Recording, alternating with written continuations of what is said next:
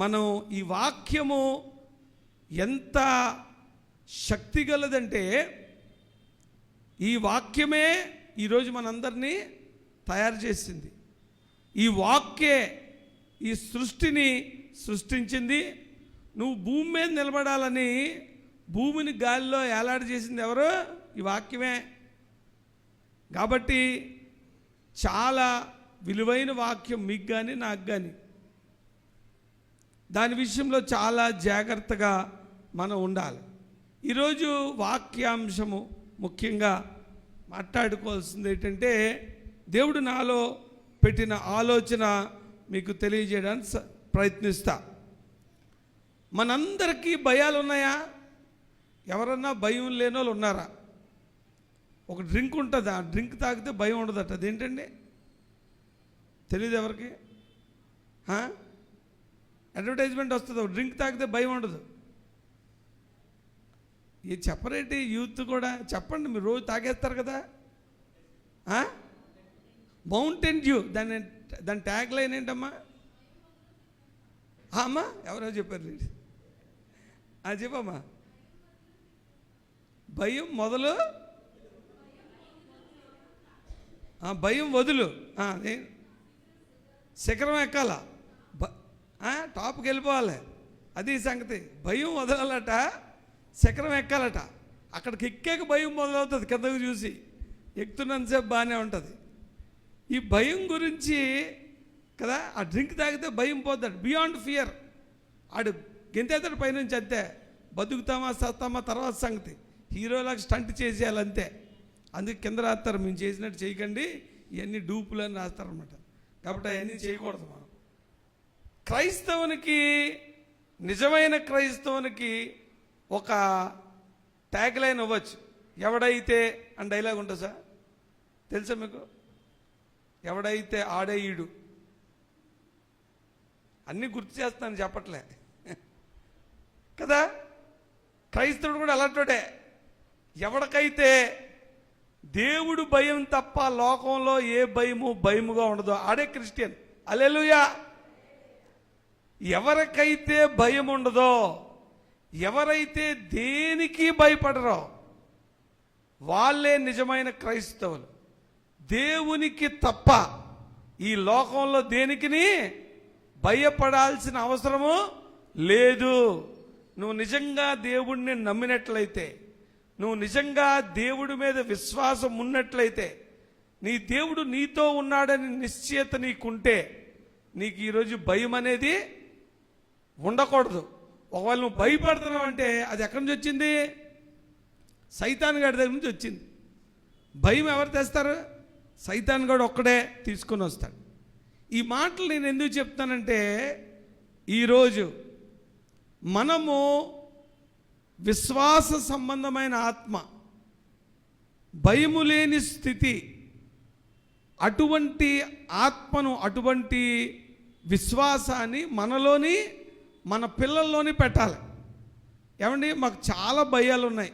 ఎవరెవరికి ఏ భయాలు ఉన్నాయి చెప్పండి? చాలామందికి చాలా భయాలు ఉంటాయి. భయం లేని వాళ్ళు ఎవరైనా ఉన్నారా అంటే ఎవరూ చెప్పలేదు. చాలామందికి కెరియర్ నెక్స్ట్ ఏమైపోద్దో అని భయం, ఉద్యోగం వస్తుందో రాదో, జీవితం అంతా భయమే. అసలు భయం అంటే ఏంటి తెలుసా? జరగబోయే దాని గురించి అనవసరంగా వరి అవడమే భయం. అది ఇప్పుడు జరగలేదు, ప్రస్తుతానికి బాగానే ఉన్నాం. నేను ఇలా ఉన్నాను, రేపు నాకు ఎలా ఉంటుందో. రేపటి గురించి చింత భయానికి మూలం. కాబట్టి రేపటి గురించి ఆలోచించొద్దు అన్నాడు దేవుడు. రేపటి గురించి ఆలోచించొద్దు, ఏ రోజు కీడు ఆ రోజుకి చాలు అన్నాడు. కాబట్టి దీవెన మనకు కావాలంటే దేవుడు ఆదికాండం నుంచి బైబిల్లో భక్తులతో, దేవుణ్ణి నమ్ముకున్న వాళ్ళతో ఎలా డీల్ చేశాడు? ఏమండి, మీరు భయపడొద్దు అంటున్నారు, చాలా మంచిది. కానీ మాకు చాలా అవసరతలు ఉన్నాయి, మా జీవితాల్లో చాలా స్ట్రగుల్స్ ఉన్నాయి. ఇదిగో మరి మా పిల్లలు చదువులకు వచ్చారు, వాళ్ళు స్థిరపడాలా. మేమా కొంచెం ఏజ్ పెరుగుతుంది, కొంచెం కొంచెం అనారోగ్యం, అక్కడక్కడ ఇంత ముందున్నంత బలం ఉండట్లేదు, చిన్న భయం వేస్తుంది. ఏజ్ పెరుగుతూ ఉంది, చూస్తూ ఉండగానే సంవత్సరాలు నిండిపోతున్నాయి. పెళ్ళిళ్ళు విషయంలో వర్రీగా ఉంది. లేదా మరి పిల్లలు కలగట్లేదండి. ఇన్ని సంవత్సరాలైంది మ్యారేజ్ అయ్యి. ఇలాగ రకరకాల భయాలు మనుషులకి ఉంటాయి. కానీ దేవుడు వాగ్దానం చేస్తే, దేవుడు నీతో ఉంటే, దేవుడు నిన్ను దీవిస్తే ఆ దీవెన ఎప్పటికీ నిలిచే ఉంటుంది. దానికి ఎలా దీవిస్తాడు దేవుడు అని ఒకసారి పాత నిబంధనలోంచి ఒకసారి చూసాం అనుకోండి.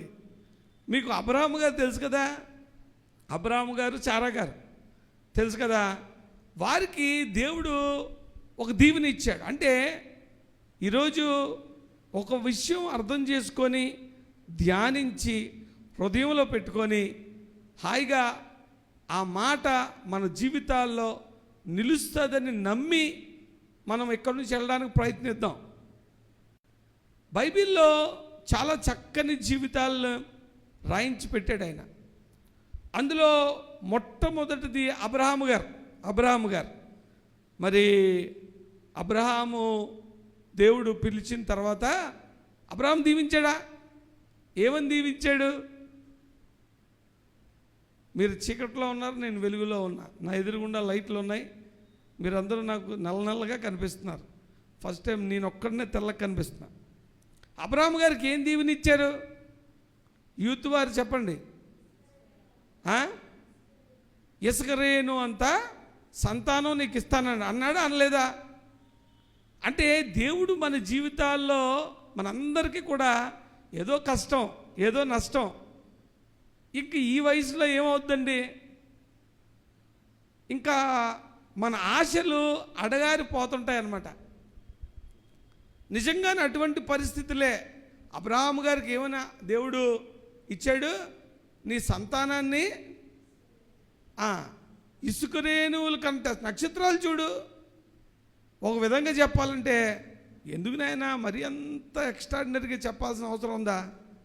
ప్రార్థన చేయమన్నారు అనుకోండి, పిల్లలు లేరని, ఇసుక రేణువు అంత పిల్లలు ఇచ్చేద్దంటే పారిపోద్దండి. ఏదో నీకు పిల్లల్ని ఇస్తాను, నీకు పిల్లలు లేరుగా ఇస్తానులే అంటలేదు. దేవుడు వాగ్దానం, నువ్వు ఆకాశ నక్షత్రం లెక్కడానికి ట్రై చేయి, అంత ఇస్తాను అన్నాడు. ఇచ్చాడా? చెప్పండి, ఇచ్చాడా? నిజంగా చెప్పండి. ఇప్పుడు అబ్రహాము గారికి నిజంగా అంత సంతానం ఇచ్చాడా? ఆత్మీయ బిడ్డలను ఇచ్చాడట. ఆత్మీయమైన ఆన్సర్ ఇది. చూడండి, దేవుని వాగ్దానము మీ జీవితాల్లో ఎలా నెరవేరుతుందో బైబిల్లో ఒకసారి చూద్దాం. అబ్రహాము గారికి అన్నాడు, ఇదిగో నువ్వేం వరి అవ్వకు, నీకు ఇస్సాకు వలన, ఎవరి వల్ల అవుతుంది సంతానం అన్నాడా? క్లియర్గా చెప్పేశాడు కూడాని, అన్ని షెడ్యూల్ ఇచ్చేసాడు. ఇచ్చేసిన తర్వాత అంటున్నాడు, అబ్బాయి ఒకసారి రా, నీకు ఒక్కడే ఒక్క కొడుకైనా ఆయన నాకు బలిచ్చే అన్నాడు. విశ్వాసులకు తండ్రి అని ఆయన ఉత్తకనే అనలే. అంటే ఒక వాగ్దానం మన జీవితాల్లో ఎలా నెరవేరుతుందో ఒకసారి మనకు ఐడియా ఉంటే మనం నమ్మకంతో ఉంటాం అన్నమాట. కాబట్టి హెబ్రీలకు రాసిన పత్రిక 11వ అధ్యాయము 17 నుంచి ఒకసారి చూద్దాం. అబ్రహాము గారికి దేవుడు గొప్ప వాగ్దానం ఇచ్చాడు. ఆ వాగ్దానము దేవుడు ఎలా నెరవేరుస్తున్నాడు ఆయన అంటున్నాడు. హెబ్రీలు రాసిన పత్రిక 11వ అధ్యాయము 17వ వచనం, అబ్రహాము శోధింపబడి విశ్వాసమును బట్టి ఇస్సాకును బలిగా అర్పించెను. ఎవడు ఆ వాగ్దానములు సంతోషముతో అంగీకరించునో, ఇస్సాకు వలనైనది నీ సంతానం అగునని అని ఎవరితో చెప్పబడినో, అబ్రహాము మృతులను సహితము లేపుటకు దేవుడు శక్తిమంతుడని యోచించిన వాడే తన ఏక కుమారుణ్ణి ఇచ్చేశాడు. ఇప్పుడు చూడండి, అబ్రహాము గారికి దేవుడు అన్నాడు, నీకు బాగా మంచి సంతానం ఇస్తానయ్యా, నువ్వేం ఫీల్ అవ్వక్కర్లేదు అన్నాడు. దానికే చాలా కాలం లాక్కొని వచ్చాడు ఆయన. లాక్కొని వెయిట్ చేయించి చాలా ఓపికతో పరిగెట్టమన్నాడు. అందుకే ఎలా పరిగెట్టాలా? క్రైస్తవ జీవితం ఓపికతో పరిగెట్టాలి.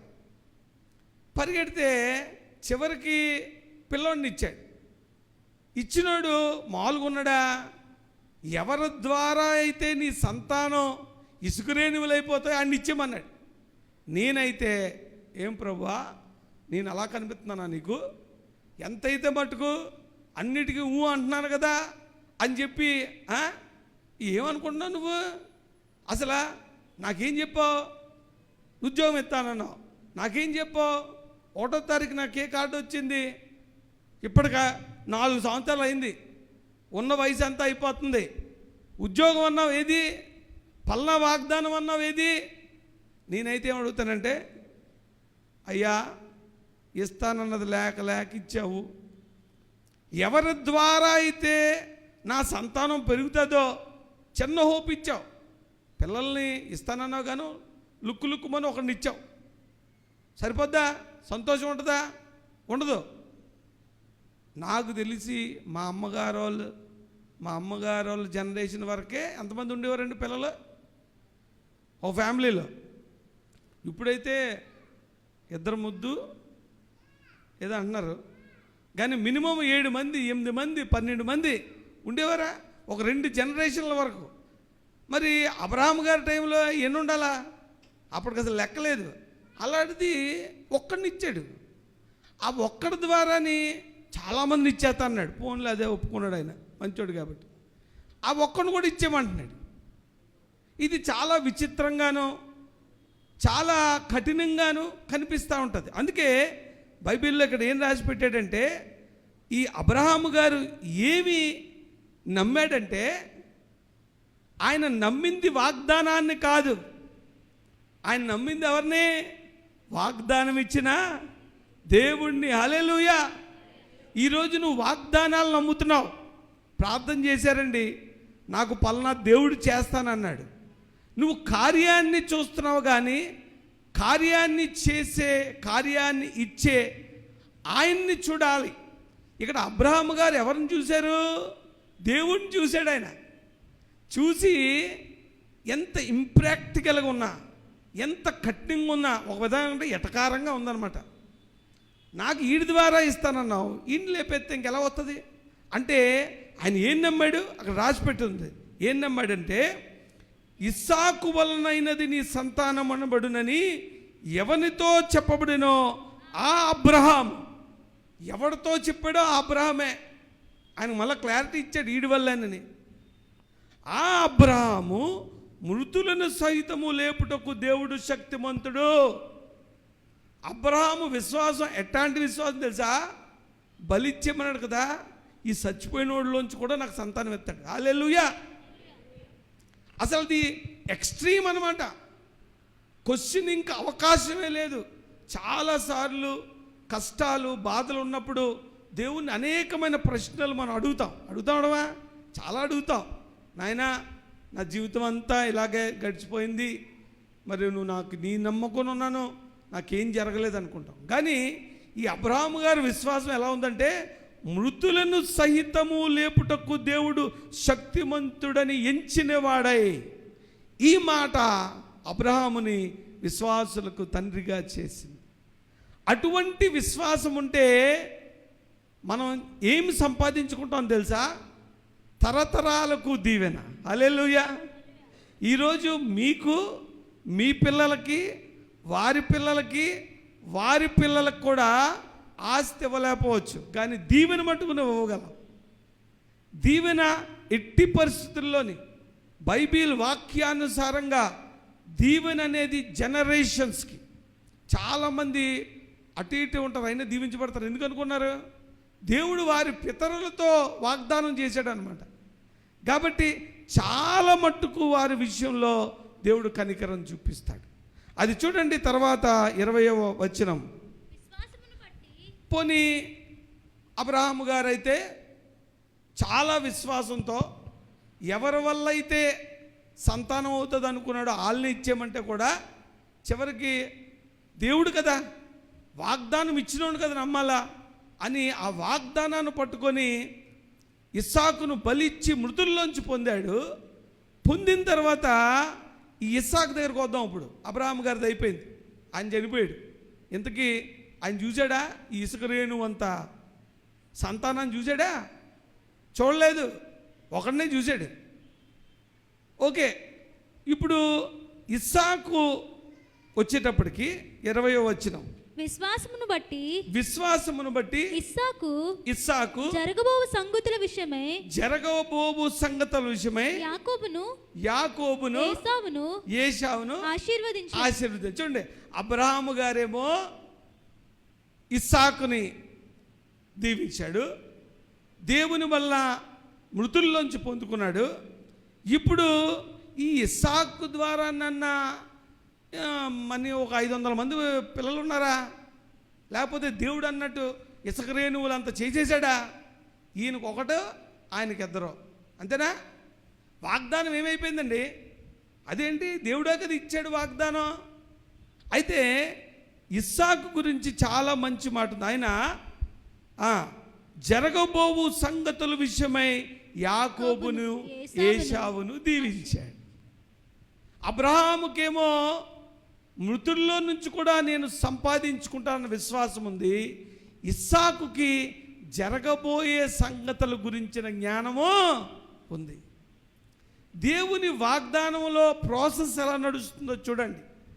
మీ జీవితాల్లో దేవుడిచ్చిన వాగ్దానాలు మీ జీవితాల్లో కొన్ని చూడకపోవచ్చు, కానీ మీ పిల్లల తరాల్లో చూస్తారు. అలా చూడాలంటే మీరు దేవుని సంబంధమైన వాక్య సంబంధమైన బ్రతుకులో బ్రతకాలి. మరి ముఖ్యంగా వాగ్దానాన్ని కాదు, కానీ వాగ్దానం ఇచ్చిన దేవుణ్ణి నమ్మాలి.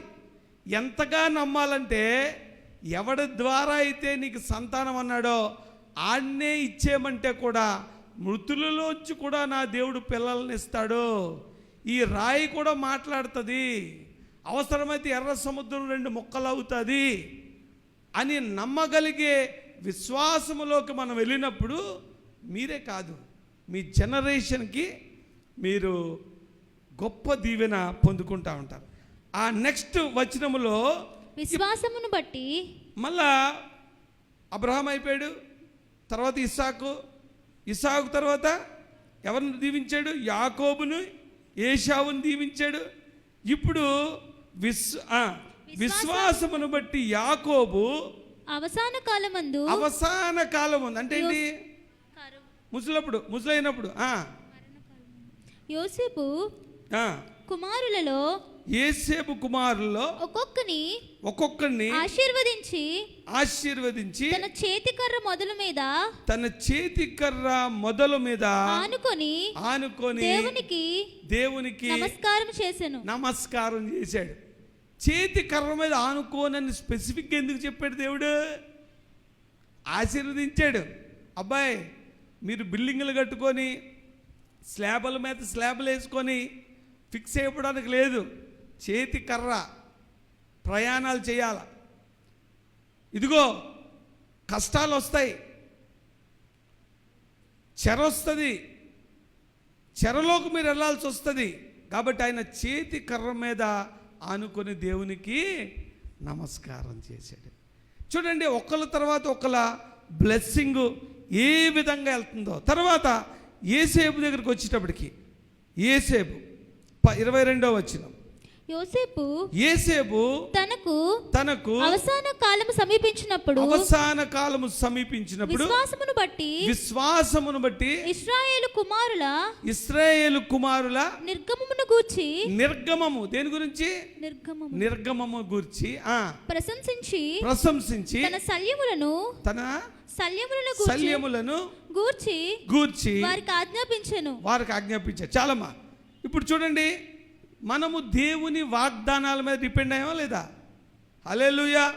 ఎంతమంది ఉన్నాయి వాగ్దానాలు? ఈ సంవత్సరం వాగ్దానాలు అందరి దగ్గర ఉంటాయి. దేవుడు చక్కని వాగ్దానం ఇస్తాడు. సంవత్సరానికి ఒక వాగ్దానం ఇవ్వడు, జీవితానికి ఒక వాగ్దానం ఇస్తాడు. కానీ తీసుకొని సంతోషించడం మంచిదే. చూడండి, ఇక్కడ అబ్రహాముకి ఇచ్చిన వాగ్దానము ఇస్సాకు వరకు వెళ్ళింది. ఇస్సాకేమో ఫ్యూచర్ని చూసి దీవించాడు. తర్వాత యాకోబు దగ్గరికి వెళ్ళింది. యాకోబు ఏమో కర్ర చూపించాడు. ఫైనల్గా యోసేపు ఏమంటున్నాడు, నా ఎముకలు ఇక్కడ పాతి పెట్టకండి, దేవుడు ఒకటి ఇస్తాడు పలానా ప్రైస్, అక్కడే తీసుకెళ్ళి పాతి పెట్టండి. వారికి ఫ్యూచర్ క్లియర్ కట్గా ఉంది కాబట్టి వారి పిల్లలను ఆ విధంగా దీవించాడు. కానీ ఈరోజు చూస్తే నిజంగా అబ్రహాము సంతానము ఇసుక రేణువుల కన్నా ఎక్కువ ఉంది. కానీ ఆ సమయంలో ఆ జనరేషన్లో వారు చూడలేకపోయారు. కాబట్టి శాపము లేకపోతే దేవుని నుంచి వచ్చిన ఒక కర్స్ కొన్ని తరాల వరకు ఎలా ఉంటుందో, దేవుని నుంచి వచ్చిన ఆశీర్వాదం కూడా కొన్ని తరాల వరకు ఉంటుంది. ఈ ఆశీర్వాదం మనకి రావాలి అని మనం అనుకుంటే మనము ఒకటి కలిగి ఉండాలి, డెఫినెట్గా ఒకటి కలిగి ఉండాలి. అది మన పిల్లలకు కూడా మనము నేర్పించడానికి మనము ప్రయత్నించాలి. 2వ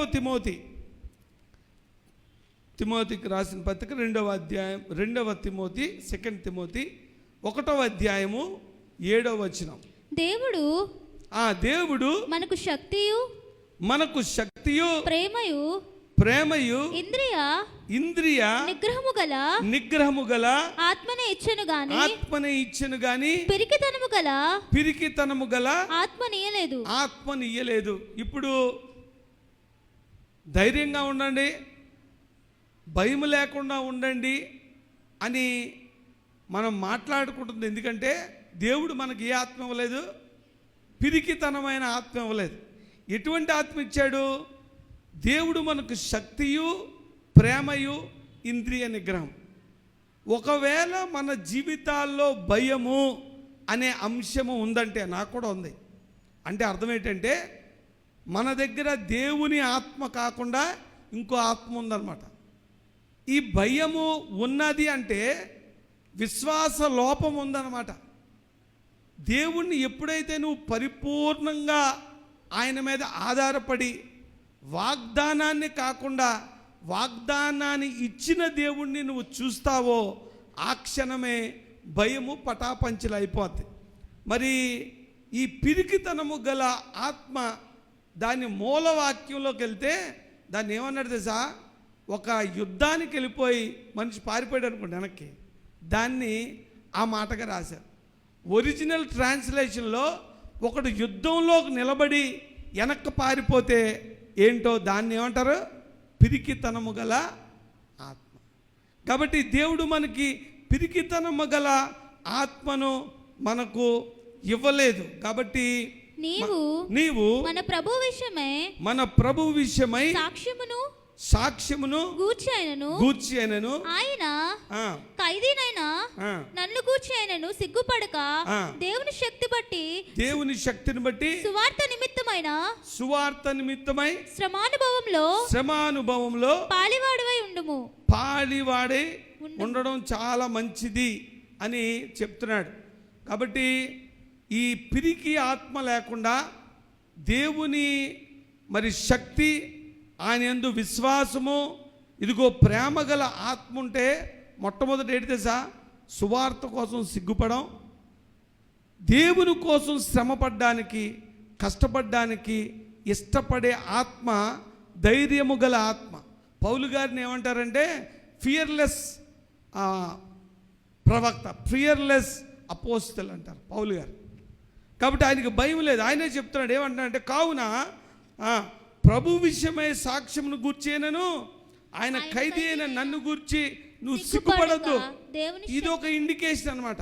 నీకు భయం ఉంది, నీలో విశ్వాసము తక్కువ ఉందంటే అర్థం ఏంటంటే నువ్వు భయపడతావు, నువ్వు దేవుని గురించి సిగ్గుపడతావు, దేవుని సువార్త విషయమై శ్రమానుభవం విషయంలో వెనకడుగేస్తావు. ఇది భయానికి ఒక సూచన. మార్కు సువార్త 5వ అధ్యాయము 35వ వచనం. ఆయన ఇంకనూ మాట్లాడుచుండగా సమాజ మందిరపు అధికారి ఇంటి నుండి ఒక సమాజ మందిరపు అధికారి ఇంటి నుండి కొందరు వచ్చి నీ కుమార్తె చచ్చిపోయింది, నీవిక బోధకుని ఎందుకు శ్రమ పెడతాం. ఇప్పుడు మరి సమాజ మందిరపు అధికారి వచ్చి, యేసయ్య మా పాప బాలేదు, చనిపోయే స్థితిలో ఉంది అని బతిలాడుతుంటే మరి ఆయన అన్నాడు, అందరూ ఉంటారు కదా, చాలామంది ఉంటారు కదా, ఆయన రీచ్ అవ్వడం టైం పడుతుంది.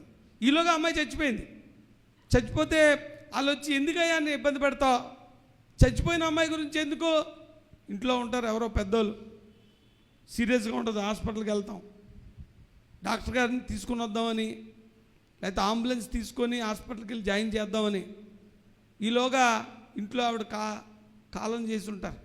వెంటనే ఫోన్, రే ఏమొద్దురా, ఇంకా అంబులెన్స్ ఏమొద్దు, అయిపోయింది, ఇంకా చనిపోయింది, డాక్టర్ గారు నేను తీసుకురావద్దు, ఎందుకు అనవసరం, ఇప్పుడే చివరి శ్వాస వదిలేశారు అంటే వెనక్కి వచ్చేస్తాం.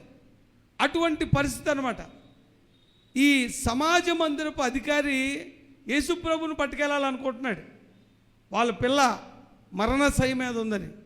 మిగిలినందరూ వచ్చి ఏమన్నారు, ఏమండి మీ అమ్మాయి ఆల్రెడీ చనిపోయింది కాబట్టి నీవు బాధకుని ఇంక శ్రమ పెట్టొద్దు అంటే, అప్పుడు యేసే ఒక మాట అన్నాడు. ఏమన్నాడు? యేసువారు చెప్పిన మాట లక్ష్య పెట్టక భయపడకుము. నువ్వు లక్ష్య పెట్టొద్దు. చాలా మంది అంటారు నీతో వచ్చి, అయిపోయిందండి, ఇంకా ఛాన్స్ లేదు, నీ టైం అయిపోయింది, ఇంక ఇప్పుడు ఏం చేస్తావు, నీకు ఇవ్వలేదు అనుకో ఇంక దేవుడు. దీన్ని బట్టి మనం అడ్జస్ట్ అయిపోవడమే. చాలా విషయాల్లో చాప్టర్ క్లోజ్ అయిపోయిందని మన జీవితాల్లో అనుకుంటాం. ప్రపంచం కూడా ఏం చెప్తారు తెలుసా, ఇంకా చాలండి, ఇంకేమవుతుంది, ఇంతకాలం చేయలేనిది అవుతుందా ఏంటి, నువ్వు ఏదో ఒకటి చేసి ఆల్టర్నేటివ్ చూసుకో, నువ్వు దాని మీద ఇంకా నిరీక్షించాల్సిన అవసరం లేదు అని లోకం చెప్తుంది. లోకం ఏం చెప్తుంది, ఇంకా నీ బోధకుడిని ఎందుకు శ్రమ పెట్టుతావు అని చెప్పిందట. ఏమన్నారు? సమాజ మందిరపు అధికారి ఇంట నుంచి కొంతమంది వచ్చి నీ కుమార్తె చచ్చిపోయింది, ఇంక అనవసరం అంటే, యేసుక్రీస్తు ఇమ్మీడియట్గా ఎంత చక్కని మాట, వారు చెప్పిన మాటలు లక్ష్య పెట్టద్దు. మీరు ఎప్పుడు కూడా లోక సంబంధమైన మనుషులు చెప్పిన మాటలు లక్ష్య పెట్టద్దు. ఆయన ఏమన్నాడు? భయపడకుము, నమ్మిక మాత్రము ఉంచుమని సమాజ మందిరపు అధికారితో చెప్పి ఆయన వెళ్ళి పిల్ల దగ్గరికి ఇంటికి వెళ్ళి ఆ అమ్మాయి పడుకుందంటే వెటకరించారు, అందరూ నవ్వారు, చాలా నవ్వితే ఆయన అందరూ ఇంట్లో నవ్విన వాళ్ళందరినీ బయటికి పంపించాడు. కాబట్టి నమ్మిన వాళ్ళందరినీ బయటికి పంపించాలన్నమాట, నమ్మిన వాళ్ళే ఉండాలి. బయటికి పంపించి లోపలికి వెళ్ళి, చిన్నదానా లెగు అంటే లెగిచింది, గొప్ప కార్యం జరిగింది. ఈ దీవెనకు కారణము ఏంటనేది మీరు అర్థం చేసుకోవాలా, మనం అర్థం చేసుకోవాలి. దేవుడిచ్చిన వాగ్దానం అబ్రహాము నుంచి, ఇస్సాకు నుంచి, యాకోబు నుంచి యేసేపు దగ్గర వరకు ఆయన ప్రణాళిక ఎలాగెళ్ళింది. దేవుడు వాగ్దానం అయితే ఇస్తాడు, కానీ దాని నెరవేర్పు విషయంలో నువ్వు ఎవరి మీద ఆధారపడాలంటే కార్యాల మీద కాదు, ఇచ్చిన దేవుడి మీద ఆధారపడాలి. దేవుడు ఇస్తాను అంటే ఇస్తాడు. చివరికి అబ్రహాము ఎంతగా నమ్మాడంటే, ఎవడిలోంచైతే సంతానం ఇస్తానన్నాడో ఆడనే చంపేమంటే ఆ మృతుడిలోంచి కూడా నాకు దేవుడు సంతానం ఇస్తాడని నమ్మాడు. హల్లెలూయా. ఈరోజు అటువంటి విశ్వాసము మనము మన పిల్లలలో పెట్టగలిగితే, మనలో ఉండగలిగితే, మన తరతరాలు దీవించబడతాయి. అబ్రహాము గారికి ఇచ్చిన వాగ్దానం బట్టి దేవుడు ఇస్సాకు, మరి యాకోబు, యేసేపు అందరినీ దీవించాడు.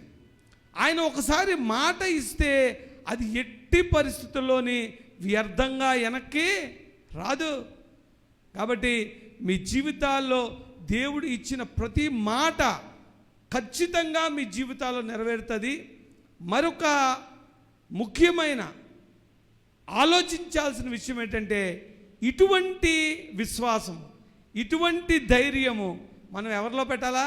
మనలోని, మన పిల్లల్లోని ఇటువంటి విశ్వాసాన్ని, ధైర్యాన్ని నింపాలి. అంతేగాని మన పిల్లల దగ్గర, మన ఇంట్లోనో మనం నెగిటివ్ వర్డ్స్, చాలా డిసప్పాయింటింగ్ వర్డ్స్ మనం మాట్లాడుతుంటాం. మాట్లాడకూడదు. దేవుడు నీకు ఇస్తాడు అంటే ఇస్తాడు, అంతే. నాకు చాలా గుర్తు, మరి మనం కూడా మన పిల్లల్ని దీవించాలి.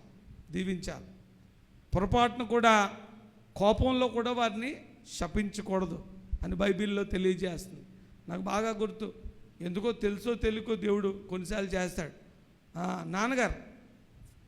నాన్నగారు పిల్లలందరికీ ప్రార్థన చేశారు. అవన్నీ కూడా రికార్డ్ చేశాను నేను. ఇప్పుడు ఎలాగైతే ఇస్సాకు అవసాన కాలం ముందు మరి ఆ కర్ర మీద ఆనుకొని దీవించి దేవుడికి నమస్కారం చేశాడో, అలాగే ప్రార్థన చేశారు వీళ్ళందరి కోసం. అవన్నీ కూడా దీవెనలే. ఆ దీవెనలు కొనసాగుతాయి. నేను ఆ ప్రార్థనలన్నీ విన్నాను. అంటే ఒక పరిణితి చెందిన మనుషులు ఒక పరిణితి చెందిన స్థితిలోకి వెళ్ళిపోతే ఆ దీవెనలు ఎలా ఉంటాయంటే, అందరు ప్రార్థనలు అప్పుడప్పుడు వింటూ ఉంటాం అనమాట. నాన్నగారు చేసిన ప్రార్థనలు చిన్న అందరికి ఒకటే ప్రార్థన చేశాడు ఆయన. ఏంటంటే, ప్రార్థనలో గడిపే నీ విశ్వాసిగా ఈ బిడ్డ ఉండాలి. ఈ చిన్నపిల్లోడేంటి ఇంత ప్రార్థన చేస్తున్నాడు? ఒకటే ప్రార్థన అయింది, ఒకటే ప్రార్థన. వీరు దేవునిలో ఉండాలి, నా దేవుని విశ్వాసంలో ఉండాలి, ప్రార్థనలో దేవుని వాక్యంలో ఈ పిల్లలు ఎదగాలని ప్రార్థన చేశాడు. కానీ వీడు అమెరికా వెళ్ళిపోవాలని, ఈ డాక్టర్ అయిపోవాలని, వీడు ఇంజనీర్ అయిపోవడం చేయలే. నేను అన్నీ చూస్తే అన్నీ ఒకటే ఉన్నాయి. దావీదు సొలొమోనుతో కూడా చెప్పాడు కదా, చివరగా అవసాన కాలంలో దావీదు సొలొమోను పిలిచి సొలొమోనుతో అంటాడు, ఇదిగో నీ దేవుని ధర్మశాస్త్రాన్ని తూచా తప్పకుండా కానీ నువ్వు నెరవేరిస్తే నువ్వు దీవించబడతావు. కాబట్టి ఈరోజు భయపడక విశ్వాసము కలిగిన హృదయము మనము కలిగి ఉండి మన పిల్లలకు కూడా అటువంటి విశ్వాసములోకి నడిపించడము చాలా చాలా చాలా అవసరం. మరి చివరిగా ఒక చిన్న మరి విషయము బైబిల్లోంచి చూసుకుందాం. హెబ్రీలకు రాసిన పత్రిక 12వ అధ్యాయము 8వ వచనం. హెబ్రీలకు రాసిన పత్రిక 12వ అధ్యాయము. కుమారులైన వారందరూ శిక్షలో పాలు పొందుచున్నారు. మీరెవరికైనా శ్రమలు లేవా? చెప్పండి, ఎవరికైనా శ్రమలు లేవా? శ్రమలు ఉన్నాయి కదా అందరికీ శ్రమలు ఉంటాయి. నాకే ఎందుకు ఈ శ్రమ అని అనుకునే వాళ్ళు చాలామంది ఉంటారు. కానీ దేవుడు చాలా మంచి విషయం చెప్తున్నాడు ఇక్కడ. కుమారులైన వారందరూ శిక్షలో పాలు పొందుచున్నారు. మీరు ఒకవేళ పొందకపోతే దుర్బీజులే గాని. ఎవరండి దుర్బీజులే అంటే ఏంటి అన్నమాట? చాలా భయంకరమైన మాట తెలుసండి. మనం అనుకుంటాం ఈ లోకంలో శ్రమలు వస్తే, కష్టాలు వస్తే దేవుడేదో మన విషయంలో కృప చూపించలేదు, కనికరం చూపించలేదు అని చాలా బాధపడుతూ ఉంటాం. వాటన్నిటి విషయంలో ప్రార్థన చేయడం మంచిదే. కానీ దేవుడు ఏమంటున్నాడు? కుమారులైన వారందరూ శిక్షలో పాలు పొందుచున్నారు. మీరు పొందని ఎడల మీరు అసలు ఎంత పెద్ద మాట తెలుసు అది? దుర్బీజము అంటే తెలుసా? ఆయన మాట్లాడుతుంది పిల్లల కోసం, ఇక్కడేమో దుర్బీజం అన్నాడు. అంటే ఏంటి తెలుసా? నువ్వు ఎవడకు పుట్టావో నాకు తెలియదు. చెడ్డ బీజం, నా బీజం అయితే కాదు, నా సంతానం అయితే కాదు, నా పిల్లోడు అయితే కాదు. ఎంత పెద్ద మాట మాట్లాడేసాడో. ఒకవేళ మన జీవితాల్లో, నాకు అప్పుడప్పుడు ఈ మాటను బట్టి మనందరూ కూడా ధైర్యం తెచ్చుకోవాలా. ఎందుకంటే దేవుడు నిన్ను కఠినమైన స్థితిలోంచి పట్టుకెళ్తాడంటే నువ్వు ఎవరు బీజానివి? దేవుడు బీజాన్ని. నీలో దుర్బీజము లేదు. ఒకవేళ కానీ నువ్వు ఈ శ్రమల గుండా వెళ్ళకపోతే నువ్వు డెఫినెట్గా మీరు పొందని ఎడల దుర్బీజములే గాని కుమారులు కారు. ఈరోజు అందరం కూడా మరి చాలా అవసరతలు మన జీవితాల్లో ఉన్నాయి, నాకున్నాయి, మీకున్నాయి. దేవుని బట్టి, దేవుని నమ్ముకున్నాక అనేకమైన పరిస్థితుల్లోంచి మనం ముందుకెళ్తాం. అందుకే యేసుక్రీస్తు ప్రభు ఎప్పుడు నిజమే చెప్తాడు. నిజం చెప్పేవాడు ఆయన ఒక్కడే, సత్యవంతుడు ఒక్కడైనా. సత్యము గురించి సాక్ష్యం ఇవ్వడానికి వచ్చాడు. ఈ లోకంలో చాలా మతాలు ఉన్నాయి, చాలా విశ్వాసాలు ఉన్నాయి. వాళ్ళు ఏమంటారు తెలుసండి, ఇదిగో పల్నా దోషానికి పల్నా నివారణ, పల్నా కష్టానికి పల్నాది, ప్రతిదానికి లెక్కలు ఉంటాయి. లెక్కలు చేసి మా దగ్గరికి వస్తే ఇలా జరుగుతుంది, నువ్వు అక్కడికి వెళ్తే అలా జరుగుతుందని అనేకమైన సొల్యూషన్స్ చెప్తూ ఉంటారు. ఈ లోకములో కష్టాలు ఉండకుండా నేను చేస్తాను అని రకరకాల మతాలు పుట్టాయి. చాలామంది దేవుళ్ళు అంటారు, నాకు పూజన చేస్తే, నాకు అర్చనలు చేస్తే నీకు ఫలాదిస్తా, నీకు ఐశ్వర్యం ఇస్తా, ఆరోగ్యం ఇస్తా, ఆయుష్యనిస్తా. ప్రతిదానికి కూడా ఒక దేవత. కానీ నిజమైన దేవుడు యేసుక్రీస్తు ఏమన్నాడు సార్, లోకంలో మీకు శ్రమలు వస్తాయన్నాడు. హల్లెలూయా. నిజం చెప్పినాడు ఆయనే, లోకంలో మీకు శ్రమలు వస్తాయి, కలుగుతాయి, కానీ భయపడొద్దు, నేను లోకాన్ని జయించాను. ఈయన నిజం మాట్లాడతాడు కాబట్టి చాలామందికి ఇష్టపడరు. నిజాన్ని ఇష్టపడిన వాళ్ళే ఈ దేవుని సత్యాన్ని తెలుసుకొని ఈ సత్యములో బ్రతకడానికి ఇష్టపడతా ఉంటారు. కాబట్టి ఒకవేళ నువ్వు ఆ శ్రమలో పాలు పొందబోతు నువ్వెవరివి, దుర్బీజ అనమాట, దుర్బీజము అని అంటున్నాడు. అదే హెబ్రీయులకు రాసిన పత్రిక 12వ అధ్యాయంలోనే 5వ వచనం చదవండి. నా కుమారుడా, మరియు నా కుమారుడా, ప్రభు చేయు శిక్షను తృణీకరించుకుము. ఆయన నిన్ను గద్దించినప్పుడు విసుకకు.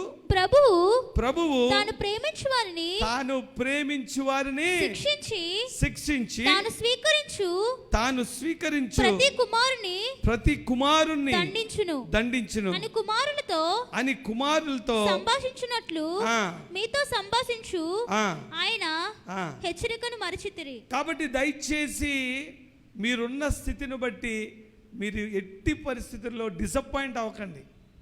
ఎట్టి పరిస్థితుల్లో మీ వాగ్దానాన్ని ఇంకా జరగదేమో అని ఒక అపనమ్మకంలోకి రాకండి.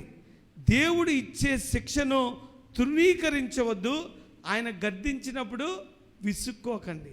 1 తృణీకరించకూడదు, 2 విసుక్కోకూడదు.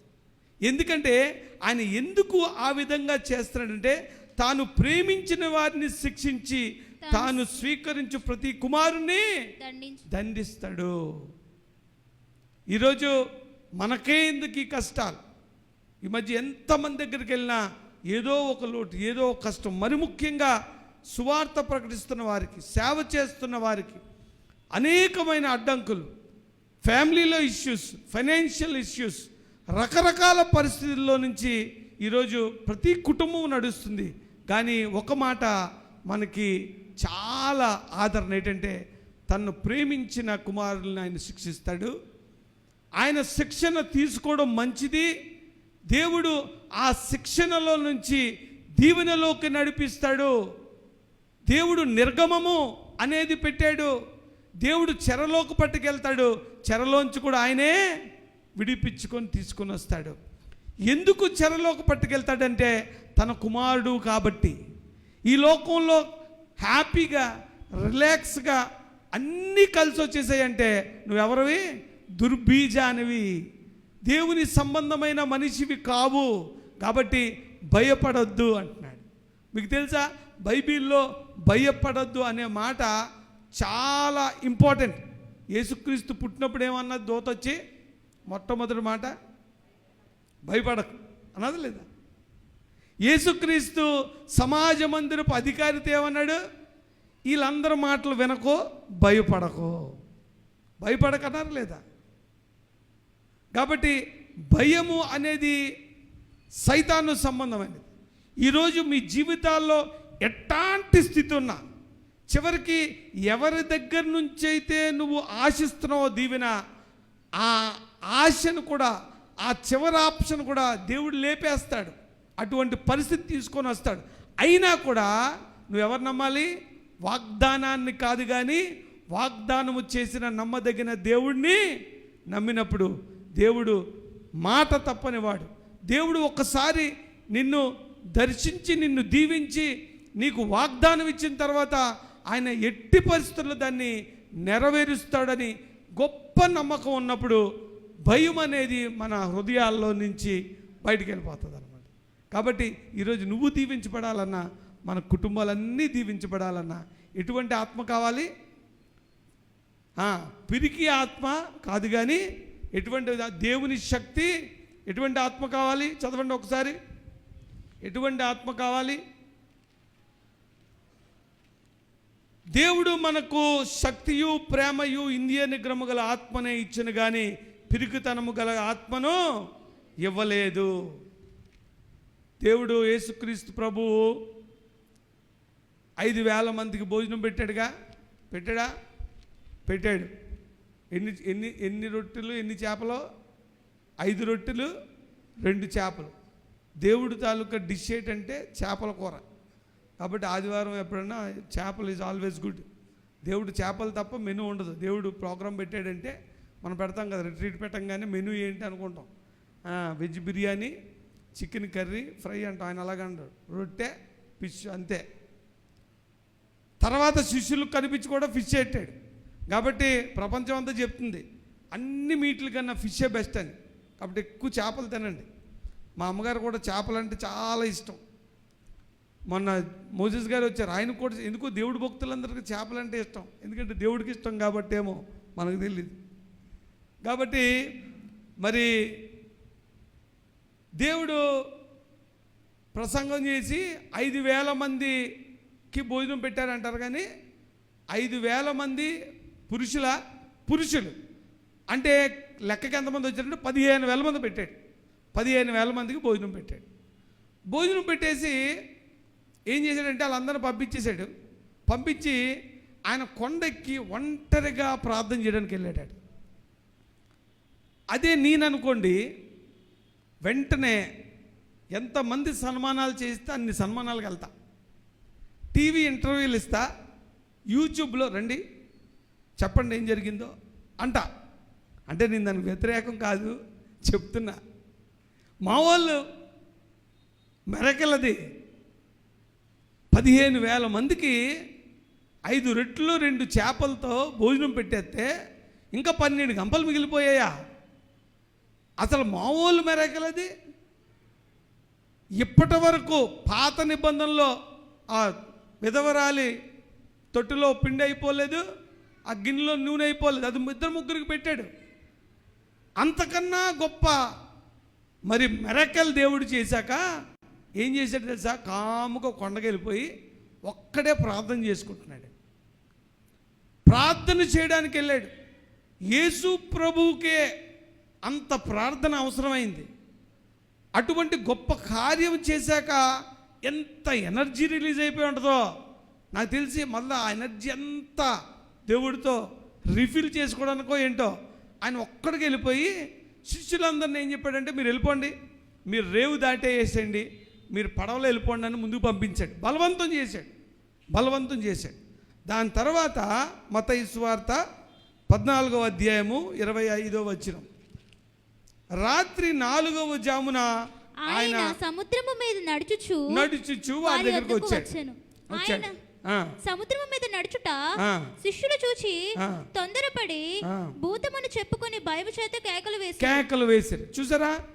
ఇప్పుడు 4వ జాము అంటే ఏంటంటే 3 గంటల నుంచి 6 గంటల మధ్యలో, అర్ధరాత్రి 3 గంటల నుంచి 6 గంటల మధ్యలో యేసు ప్రభు నీటి మీద నడుచుకొచ్చేస్తుంటే అంతవరకు పెద్ద పెద్ద మిరాకిల్స్, అద్భుతాలు చూసిన ఈ శిష్యులు అంటున్నారు, తొందరపడి భూతమని చెప్పుకొని భయము చేత కేకలు వేసిరి. తర్వాత వెంటనే యేసు ధైర్యము తెచ్చుకోండి, నేనే భయపడకుడని వారితో చెప్పగా, మళ్ళా ఏం చెప్పాడు ఆయన? భయపడద్దు, ప్రతిసారి భయపడద్దు అని చెప్తున్నాడు. సమాజ మందిరములో అయిపోయింది స్టోరీ, ప్రాణం పోయింది, భయపడద్దు. అబ్రహాము ఒక్కగానొక్క కొడుకు ఆడలోంచి ఇస్తానన్నావు, ఇచ్చేస్తా, భయపడద్దు, ఇచ్చేయి, భయపడద్దు.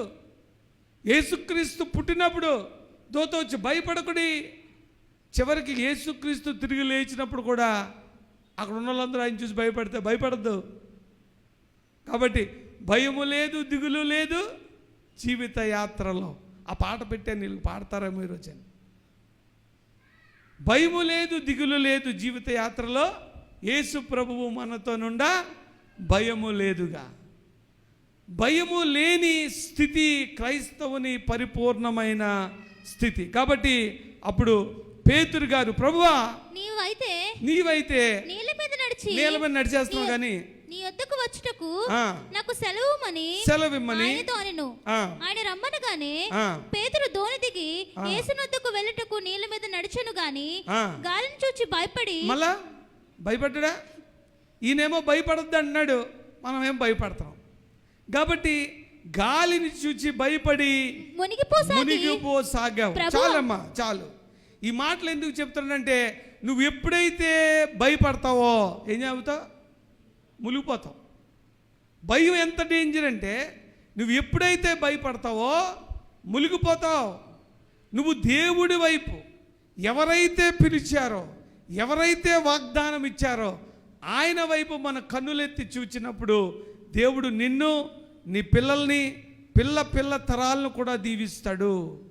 ఆదిమ సంఘములో అనేకమైన దైవ భక్తులు ప్రాణానికి కూడా తెగించి భయము లేక, భయపడక, దేవుని స్వార్థ విషయంలో అభ్యంతరపడక, సిగ్గుపడక, పేతురు గారి, పౌలు గారు చెప్పినట్టు నువ్వు సువార్త విషయంలో సిగ్గుపడకు, భయపడకు, ధైర్యంగా సువార్తను ప్రకటించమన్నప్పుడు ఆ శిష్యులు ఆ విధంగా ప్రకటించారు. కాబట్టి ఈరోజు భూమిని తలకిందులు చేసిన వారని వారికి పేరు వచ్చింది. కాబట్టి ఎప్పుడైతే నువ్వు భయపడతావో భయం ఏం చేస్తుంది? కిందకి దించేస్తుంది. చివరికి భయం అంటే ఏంటంటే, భయం అంటే ప్రజెంట్లో లేనిది. ఎందుకు భయపడాలి మనం? భయం అనేది ఎప్పుడు కూడా ప్రజెంట్లో ఉండదు, ఫ్యూచర్లో ఉన్న దానికోసం, జరగబోయే దానికోసం నువ్వు ఆలోచించుకొని కెలుక్కొని భయపడితే అది ఎవరికి నష్టం? మనకే నష్టం. కాబట్టి దేవుని మీద విశ్వాసం ఉంచి ధైర్యముతో మనము దేవుణ్ణి సేవించాలా. దేవునికి తప్ప దేనికి కూడా భయపడాల్సిన అవసరం లేదు. ఆదిమ సంఘము మరి పర్సిక్యూషన్లో ఒక స్త్రీ గురించి మనం అప్పట్లో చెప్పుకున్న, ఆవిడ పేరు గుర్తులేదు కానీ చిన్న యవనస్తురాలు. అప్పట్లో చర్చిల్లో సంఘాలు ఉండేవి కాదు, ఇళ్లల్లో సంఘాలు ఉండేవి. ఇళ్లల్లోనే సీక్రెట్గా ప్రార్థన చేసుకుంటూ ఉండేవారు. ఎందుకంటే అప్పట్లో దేవుణ్ణి విశ్వసిస్తే, యేసుక్రీస్తును ప్రభువుగా నువ్వు క్రైస్తవుడు అయితే అది నేరం. ఎంత నేరం అంటే మరణదండన అంత నేరం. ఒక చిన్న యవనస్తురాలు దేవుణ్ణి నమ్ముకుంది. ఆమెకు చిన్న బిడ్డ, నెలల్లో బిడ్డ. అయితే వీరందరూ సీక్రెట్గా ఒక చోట ప్రార్థన చేసుకుంటున్నారు. ఈలోగా ప్రభుత్వం వారికి తెలిసిపోయింది, ఇంకా మనకి ఇలాంటి పరిస్థితి రాలేదు, ముందు రోజుల్లో వస్తే నువ్వు ఏం చేస్తావో నాకైతే తెలియదు. చూడండి, ధైర్యము అనేది క్రైస్తవునికి ఉండవలసిన మొదటి లక్షణం. ఒకవేళ ధైర్యము నీకు లేదు అంటే నీకు విశ్వాసంలో లోపం ఉంది అని అర్థం. కాబట్టి ధైర్యము కలిగిన ఆత్మ. ఈ చిన్న బిడ్డ అంటే అప్పట్లో పిల్లలంటే 18 సంవత్సరాలు, మ్యాక్సిమం 17 సంవత్సరాలు పిల్లలు పుడతారు. ఆ కాలంలో ఆ సమయాల్లోనే మ్యారేజెస్ అవుతూ ఉండేవి. ఆమె దేవుడిని తెలుసుకుంది. సీక్రెట్గా ఒక ఇంట్లో ప్రార్థన అవుతుంటే, ప్రార్థనలో పాల్గొంటే సడన్గా సైనికులు వచ్చారు, రెడ్ హ్యాండెడ్గా పట్టేసుకున్నారు. మీకు కావాలంటే ఈ స్టోరీ చాలా పుస్తకాల్లో అచ్చయి ఉంది. ఆవిడని పట్టుకొని పాపను, ఆ ఇన్ఫెంట్ బేబీని ఇద్దరిని తీసుకొని పోయారు. అక్కడ వాళ్ళందరినీ అరెస్ట్ చేశారు. కాకపోతే వాళ్ళు ఒకటే అడుగుతారు. ఏమడుగుతారంటే, ఇదిగో మీరు ఎవరు నమ్ముతున్నారు? ఇదిగో మేము యేసు ప్రభువుని, సిలువ వేయబడిన యేసు ప్రభువుని, మృతుల్లో నుంచి లెగిచి మాకు నిత్య జీవం ఇచ్చిన ఆ రక్షకుడిని నమ్ముతున్నాము అంటారు. మేము యేసుక్రీస్తుని మా సొంత రక్షకుడిగా నమ్మట్లేదు అంటే యు ఆర్ రిలీజ్డ్. నమ్ముతున్నానంటే లోపల వేసేస్తారు. అందరినీ నిలబెట్టారు, ఒక్కొక్కరిని అడిగారు, నువ్వు నమ్ముతున్నావా? కొంతమంది ఎస్ అన్నారు, కొంతమంది నో అన్నారు. అందులో ఈ స్త్రీ కూడా యవనస్తురాలు, నేను యేసుక్రీస్తునే నా రక్షకుడు అని నమ్ముతున్నాను అంటే ఆ తల్లిని ఆ చిన్నపిల్లను కూడా జైల్లో వేశారు. తర్వాత ఆ స్త్రీ తాలూకా రిలేషన్ ఎవరో గవర్నమెంట్లో ఉన్నారు, వాళ్ళకి తెలిసింది. సీక్రెట్గా వచ్చి, అమ్మా ఎందుకురా గోలా, నువ్వు అమ్ముకుంటే నమ్ముకున్నావు, సీక్రెట్గా నమ్ముకోవచ్చు కదా. ఇప్పుడు నువ్వు చిన్నపిల్లతో ఉన్నావు, పాలు తాగే ప్రాయం, ఇప్పుడు జైల్లో ఉండి ఏం సాధిస్తావు నువ్వు, కాబట్టి ఒప్పేసుకో అంటే అమ్మాయి ఒప్పుకోలే. నేను చచ్చిపోతాను కానీ దేవుడి కోసం ఎంత ధైర్యంగా నిలబడిందంటే, నేను ఎట్టి పరిస్థితుల్లో యేసుక్రీస్తు నా సొంత రక్షకుడు కాడని ఒప్పుకోను, నా విశ్వాసానికి వ్యతిరేకంగా ఈ సువార్త చెప్పడంలో సిగ్గు కానీ భయం కానీ నాకు లేదు అంటే ఆ పిల్లని తల్లిని వేరు చేశారు. అంటే బుద్ధి వస్తుందని ఆ చిన్నపిల్లలను లాక్కొని వెళ్ళిపోయారు అంతే. తల్లి కదా చాలా తల్లడిల్లిపోయింది. అయినా సరే ఇప్పుడు చెప్పు, నువ్వు ఏమంటావు, నీ యేసయ్య కావాలా నీకు అంటే కన్నీళ్ళ మధ్య అన్నది, నా జీవితం ఏమైపోయినా చివరికి నా ప్రాణం పోయినా నేనైతే యేసయ్య విశ్వాసాన్ని తృణీకరించను. ఎంత ధైర్యము, ఎక్కడి నుంచి వచ్చింది ఇది?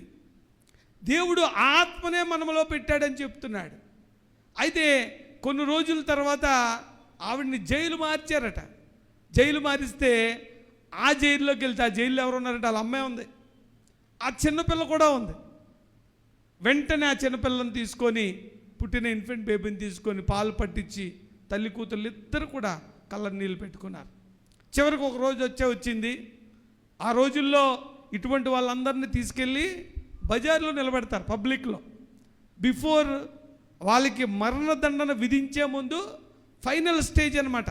మొదట్లో అడిగారు, జైల్లో వేశారు, సెట్ అవ్వలేదు. చిన్నపిల్లను తల్లిని పిల్లను వేరు చేశారు, సెట్ అవ్వలేదు. చివరికి ఆ తల్లిని చూపించారు, సెట్ అవ్వలేదు. నువ్వేమన్నా చేసుకో, నేను ఈ మాట మటుకు చెప్పను, నా యేసు ప్రభువే లోకానికి రక్షకుడు అని నిలబడింది ధైర్యంగా.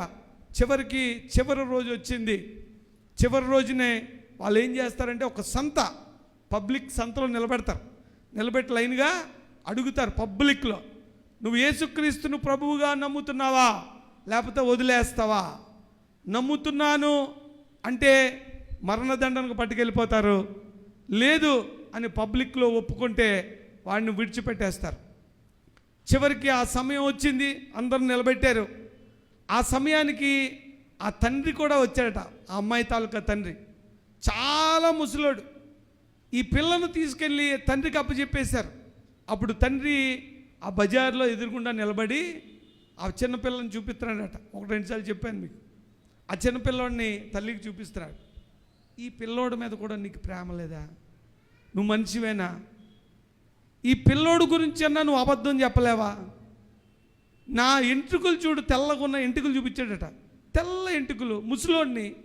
నేనేం సాగుతాను నీ పిల్లని నువ్వు చచ్చిపోతే అని ఒక సెంటిమెంట్గా కనీసం ఆ స్త్రీ దేవుణ్ణి తృణీకరిస్తుందేమో అని ఆ పిల్లోడిని చూపించాడట. చివరికి ఆవిడ స్థితి వచ్చాడు, అడిగాడు. పోలీసు వాళ్ళు వచ్చారు, ఆ రాజ్యం తాలూకా అధికారులు వచ్చారు. ఏ అమ్మాయి, ఇదిగో నీకు చిన్న పిల్ల ఉంది, నీ తల్లి కూడా జైల్లో ఉంది, నువ్వు విశ్వాసాన్ని వదిలేసుకో, దేవుడు యేసు ప్రభువు రక్షకుడు కాదని ఒప్పుకో, నేను వదిలేస్తాం, నీ పిల్లతో హాయిగా బతకొచ్చు అంటే చివరిగా తండ్రి కూడా కన్నీరు పెడతా దూరం నుంచి చిన్నపిల్లని చూపించి బతిలాడుతాడట. ఆవిడ కళ్ళు మూసుకొని, నేను నా యేసు ప్రభువుని ఎట్టి పరిస్థితుల్లో కూడా దేవుడు కాదని ఒప్పుకోలేను, కాబట్టి ఏది ఏమైనా యేసు ప్రభువే లోకానికి రక్షకుడని ఆ పబ్లిక్లో ఆమె సువార్త చెప్పి మరి దేవుని సన్నిధికి చేర్చబడింది.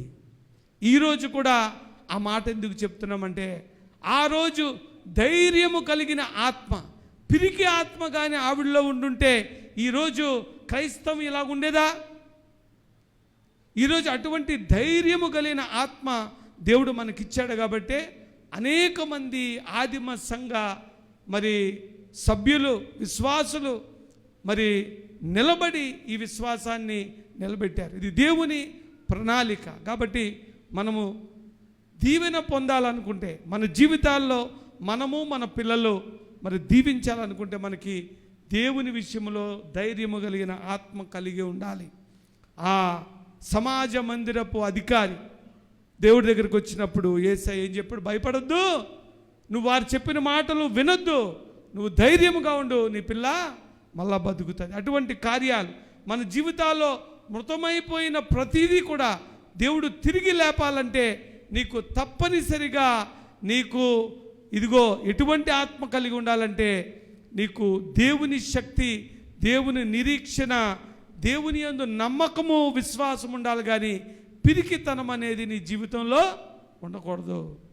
పిరికితనం అనేది సైతాను సంబంధమైనది, భయమైనది సైతాను సంబంధమైనది. ఎప్పుడైతే నువ్వు భయపడ్డావో నువ్వు సముద్రపు మధ్యలో మునిగిపోతావు అని దేవుడు కూడా మరి సాదృశ్యంగా అక్కడ చెప్పడం జరిగింది. కాబట్టి మనందరూ కూడా ధైర్యం కలిగిన ఆత్మ కలిగి మన జీవితాల్లో మీ స్థితులు ఏదైనా, మీ పరిస్థితులు ఏదైనా దేవుడు వాగ్దానం చేసిన దేవుడు నమ్మదగిన వాడు అని నమ్మి మనం ప్రార్థించి ఈ సన్నిధిలోంచి వెళ్దాం. ఈరోజు మీ హృదయాల్లో ఎటువంటి భయాలున్నా ఆ భయము విషయంలో మరి ప్రార్థన చేద్దాం. మనం ప్రార్థన చేసినప్పుడు ప్రతి భయము తొలగిపోయి దేవుని సన్నిధిలో గొప్ప నిశ్చయత, విశ్వాసము, ఇదిగో ధైర్యము కలిగిన ఆత్మ దేవుడు మనకు దయచేయులాగున మన మధ్య ఉన్న ప్రసన్నమ్మ గారు వచ్చి ప్రార్థన చేస్తారు. మీరందరూ కూడా ప్రార్థనలో ఏకీభవించి ప్రార్థించండి. ఇది చిన్న విషయమే, భయము అనే మాటే, కానీ ఈ భయమే మనల్ని ఏలుతుంది, ఈ భయమే మనల్ని నట్టేట ముంచుతుంది, ఈ భయమే సముద్రపు అలల మధ్య మనల్ని మునిగిపోయేలాగా చేస్తుంది. మనం చూడాల్సింది మన వాగ్దానము చేసిన దేవుణ్ణి కానీ వాగ్దానాన్ని కాదు.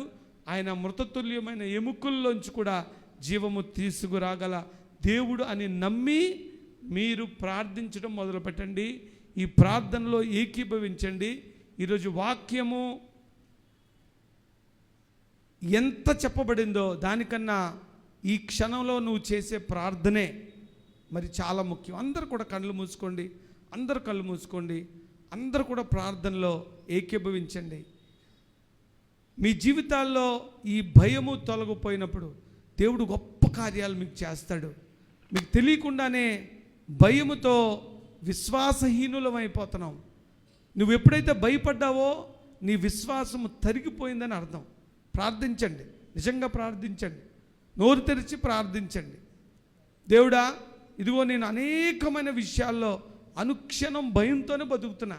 అనుక్షణం భయమే, నెక్స్ట్ ఏమవుతుందో అని భయమే. ఈ భయం నాకేం తెలియజేస్తుందంటే నేను ప్రభువా ప్రభువా అంటున్నాను, కానీ నీ మీద ఎటువంటి విశ్వాసము లేని విశ్వాసహీనుడిగా ఉంటున్నాను.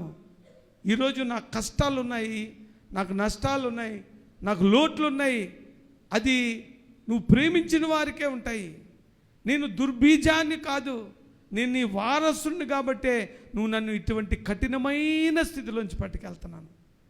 ఏది ఏమైనా నువ్వు ఇచ్చిన మాటను నిలబెట్టుకునే దేవుడవు అని నీ విశ్వాసాన్ని అబ్రహాము ఎలా ప్రకటించాడో అలా ప్రకటించినప్పుడు అబ్రహాము విశ్వాసులందరికీ తండ్రి, ఇదిగో ఇన్ని వేల మంది, కోట్ల మంది, ఇదిగో నక్షత్రంలాగా, ఇదిగో ఇసుక రేణువుల కంటే ఎక్కువగా ఉన్న ఆయన సంతానం అనబడిన మరి ఆ స్థితిలోకి మరి దేవుడు హెచ్చించాడు. ఈ బైబిల్లో మొట్టమొదటిగా ఆయన గురించి రాసి పెట్టాడు. అటువంటి ధన్యతలోకి మీ జీవితాలన్నీ నడాలంటే ఎట్టి పరిస్థితుల్లో ఈ భయం అనే ఆత్మ నుంచి మీరు బయటకు వచ్చి గొప్ప విశ్వాసము చేత మన హృదయాలు నింపబడ్డానికి దేవుడు, పరిశుద్ధాత్మ దేవుడు మిమ్మల్ని సంధించలాగిన ప్రార్థన చేయండి. ఈరోజు నీ హృదయంలో నుంచి భయము అనేది తీసేసి ఈరోజు ఇక్కడి నుంచి బయటికి వెళ్ళాలా. దేవుడా, నువ్వు అటువంటి ఆత్మ నాకు ఇమ్మని, ఇదిగో యాకోబు ఎలాగైతే పెనుగులాడాడో అలాగ పెనుగులాడి ప్రార్థించండి, పెనుగులాడి ప్రార్థించండి. నాకు చాలా జీవితాలు తెలుసు, భయంతోనే బతుకుతున్నాం. చిన్నప్పటి నుంచి భయమే. ఎలా చదువుతానా అన్న భయం, పాస్ అవుతానా పాస్ అవునాను భయం, నా రూపం బాగోలేదే, నేను తర్వాత జీవితంలో ఎలా సెటిల్ అవుతానన్న భయం, తల్లిదండ్రులకు ఆ వయసు వచ్చేస్తుంది చనిపోతారేమో అన్న భయం, ఇదిగో మరణ సంబంధమైన భయము, ఫినాన్షియల్ ఫియర్స్, కెరియర్ గురించి ఫియర్స్, బయటికి వెళ్తే మళ్ళీ లోపలికి వస్తామో లేదు భయం, పిల్లల గురించి తల్లులకు భయం, ఇదిగో తల్లిదండ్రుల గురించి పిల్లలకు భయం, స్నేహితుల గురించి, ఇదిగో ఎంతోమంది చేత మోసపరచబడి, ఇదిగో మనుష్యుల లోకము సంబంధమైన భయం. ఈ భయము ఈ లోకాన్ని ఏలుతుండగా దేవుడు ఏం చెప్తున్నాడంటే, ఈ లోకం మాట్లాడిన మాటలు ఏం నమ్మొద్దు అబ్బాయి, భయపడకు, ధైర్యంగా ఉండు, నేను నీ దేవుడినై ఉన్నాను అని చెప్తున్నాడు. ప్రార్థించాను. స్తోత్రముల ప్రభువా, స్తుతి, స్తోత్రం, స్తోత్రం, స్తోత్రం. మహాపరిశుద్ధుడవు, మహోన్నతుడవు, జీవము గల మా పరలోకపు తండ్రి, నీ ఘనమైన నామమునకు స్తోత్రమయ్యా. బలమైన వాక్యము ద్వారా మాతో మాట్లాడావు నాయన. ప్రభువా తండ్రి, మా జీవన సరళిలో ఎన్నో భయాలతో కొట్టుమిట్టాడుతున్న మమ్ములను ప్రభువా తండ్రి, భయపడకము, నేను నీకు తోడై ఉన్నానని వాగ్దానం ఇచ్చి నడిపిస్తున్న గొప్ప దేవా, నీకే వందనాలు, స్తోత్రాలు, స్తోత్రాలు ప్రభువా తండ్రి. అవునయ్యా ప్రభా, మా జీవితంలో భయం అనేది ఏలుబడి చేస్తున్నప్పుడు ప్రభా తండ్రి, ప్రతి విషయంలో భయపడవద్దని మమ్మలను వెన్ను తట్టి లేపి నడిపిస్తున్న గొప్ప దేవుడవు నాయన. నీకే వందనాలు, స్తోత్రాలు, స్తోత్రాలు ప్రభా తండ్రి. అయ్యా, ఈ దినము మా అందరితో మీరు మాట్లాడిన విధానమును బట్టి వందనాలు, స్తోత్రాలు ప్రభా. ఎన్ని ప్రభా ఇరుకులైనను ఇబ్బందులైనను అవి ప్రభా తండ్రి, అవి మాకు మేలే అని నీ వాక్యం సెలవిస్తా ఉన్నది నాయన. ప్రభా తండ్రి, అవన్నీ ప్రభా తండ్రి నీ చిత్తంలో ప్రభా తండ్రి మమ్మల్ని బలపరచడానికే నువ్వు నడిపిస్తున్నావని ప్రభా తండ్రి నీ వాక్యము ద్వారా బలపరిచావు నాయన. అందును బట్టి వందనాలు, స్తోత్రాలు ప్రభా. దేనినైనా ప్రభా తండ్రి వాగ్దానం ఇచ్చిన దేవుడు ఎంతైనా నమ్మదగిన వాడని ప్రభా, విశ్వాసమును బట్టి ప్రభా తండ్రి యాకోబు ప్రభా ఎంతగా దీవించబడ్డాడు, అబ్రహామును ఎలా వాగ్దానం ఇచ్చి నడిపించావో ప్రభా, అలాగే మమ్ములను కూడా నడిపించబోతున్నందుకు వందనాలు.